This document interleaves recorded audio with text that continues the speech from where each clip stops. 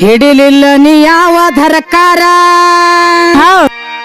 ಹಿಡಿಲಿಲ್ಲ ನೀ ಯಾವ ಧರಕಾರ ಮುಂದೇನ್ ಮಾಡ್ತೇನವ ಅನ ಬ್ಯಾಡೋ ತಮ್ಮನ ದೊಡ್ಡ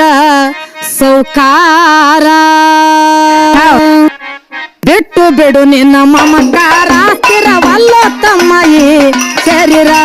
ಬಿಟ್ಟು ಬಿಡು ನಿನ್ನ ಮಮಕಾರ